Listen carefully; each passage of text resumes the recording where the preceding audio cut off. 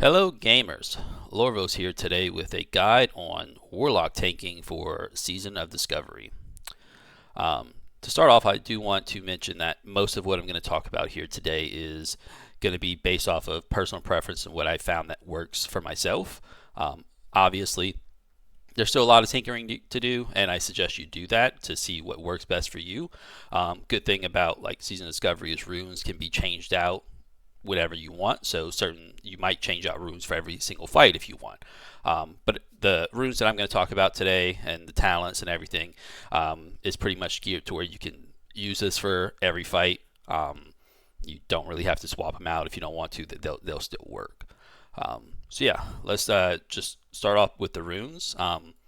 First one you of course need is Metamorphoses. This is basically what makes Warlocks a tank. I know Warlock can probably tank in other ways with their Blueberry and whatnot, but this is what allows you to be a raid tank and actually do it. So yeah, if you haven't gotten this rune yet, need to know how to get this rune, I do have another video that you can go ahead and look at. I'll put the link in the description to teach you how to go and get that rune if you still need to. Second rune that I highly suggest is Master Channeler. This one makes your drain life and insta dot instead of channeled. It is really strong.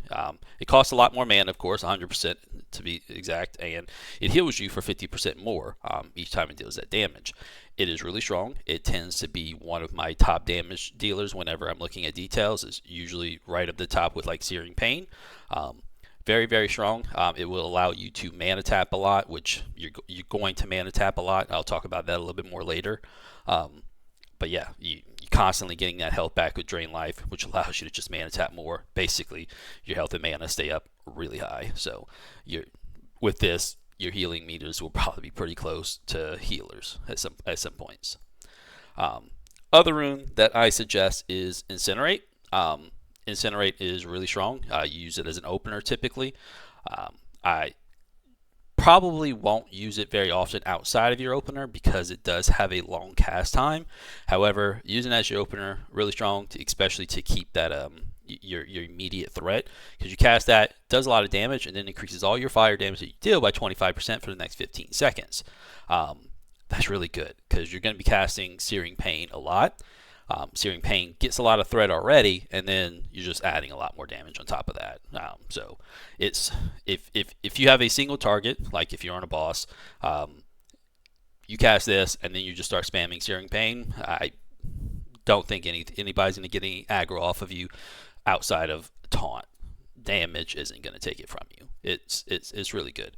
Of course, like I said, there are other runes to choose out there. There's Lake of Fire. There's the rune that increases your dodge chance. There are some things that you can swap out, and some things you might swap out for the fights. But in my opinion, these three runes are the ones that you'll need that you can just constantly use and not necessarily have to swap out. They will work. But yeah, so let's go ahead and jump into the talents.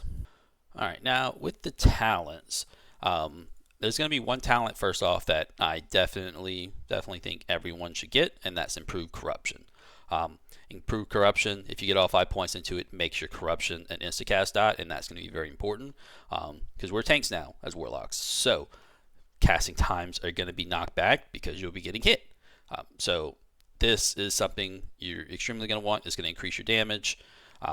And everything, all your damage is increased. It has increased threat because of Metamorphoses. So get Improved Corruption, 100%. This one you need. Now your other ones can be played around a bit. The next two that I recommend, one being Demonic Embrace. While we have very high increased armor because of Metamorphoses, it doesn't necessarily increase our health. So you kind of want to beef up that health pool at least by something. Demonic Embrace increases it by 15%. While you do lose Spirit, 5% Spirit. Spirit's not as important to us anymore because we're going to life tap. We're going to life tap all the time. Like, all the time. Your healers might not like you too much. But you're going to life tap a lot. So I definitely recommend Demonic Embrace. Again, the only one that I think you absolutely need Improved Corruption. So if you don't want to get Demonic Embrace and you want to work with something else, by all means. Again, all these talents and the runes that I'm talking about today are what I think can work for just about any fight. So just have that in mind as I'm going through the rest of this video. Other thing that I would recommend is improve drain life. Because if you're having master channeler, which again I think you should, this will increase the life drain by your drain life. So go ahead and get improved drain life, especially if you use master channeler. If you're not using master channeler, then maybe you don't need this and you can look at something else. So that's 15 points. You do have 1 point left. There's two different things that you can look into. The first one that I recommend is suppression. It reduces the chance of your enemies to resist your affliction spells. Yes, it is only 2% at the first rank, but anything helps because right now warriors miss, rogues at any melee class misses a lot. Our spells get resisted a lot. This helps. It just does. Hopefully you'll see the value in this, but if not, another thing that I would recommend is improve life tap. Like I just said, you're going to life tap a lot, so this can also be helpful. So whichever one you want to utilize, I think both are valuable choices. So go ahead and take your pick. Outside of that, like I said, just go ahead and experiment. But unlike runes, talents you do have to pay for. It seems to be a lot cheaper in Season of Discovery to swap out your talents. I don't really know what the total price can go up to, but it is cheaper. So if you want to play around, have at it. But yeah, so now with the runes and talents knocked out, we'll go ahead and jump into kind of what a rotation looks like. Alright, so to get into what you'll actually be doing during fights. Starting off with trash, what you want to try to do is get corruption on all of your targets, and then maybe also throwing on Curse of Agony if you have the time to whenever you're tap targeting through your different targets, and definitely ensure that you have Drain Life on like your primary target. From there, you'll want to cast Spam Searing Pain onto your primary target, and then Shadow Cleave off cooldown if you have more than one target. Don't necessarily need to utilize Shadow Cleave if you have only one target, mostly because Shadow Cleave takes more mana, doesn't do as much damage as Searing Pain, and doesn't generate as much threat as Searing Pain. So Searing Pain is definitely your biggest, your best bet there. From there, you'll probably need a life tap a lot. That's okay. Your healers might get mad at you, but you have Drain Life. Drain Life should be covering all of that life tapping. And then for pets, I would recommend your Imp. Your Void Walker can be strong, especially like if you have a lot of ads, a lot of trash, and you're having a hard time covering all of like getting aggro and everything. Especially if you're in a dungeon and not a raid. A raid, you should have another tank, so it shouldn't be too bad. You do have Demonic Howl for an AoE taunt, but it is a 10-minute cooldown. So yeah, Void Walker could be useful because he has his own AoE taunt and he can go taunt other stuff as well. But overall, I would recommend your Imp. He does give a little stamina boost, and he will overall do more damage. Shouldn't have to worry too much about getting aggro and everything, especially if you're tab targeting and getting your corruption on things, getting your Curse of Agony, maybe throwing a few Searing Pains on other targets who aren't your main target, and then also making sure your DPS is focusing your main target. Now going ahead and jumping into boss fights. So for a boss fight, it's going to be relatively the same. But what you want to do is start off with casting Incinerate. You cast Incinerate, and then you follow that up with Immolate. And then you throw on your other dots, Corruption and Drain Life. Then there's Curse of Agony or Curse of Recklessness. I've seen a lot of other guys that recommend Curse of Recklessness because it drops the armor of the target, which can be really strong. I agree. I've also seen something about it doing taunting, like it gets a lot more aggro. I haven't really seen the value in that. I typically stick with Curse of Agony just because it's doing more damage, and because of Metamorphosis, all of our damage has more threat. So I found Curse of Agony, to be a little bit stronger. I think Curse of Recklessness can be really strong for some fights and should not be like just completely disregarded.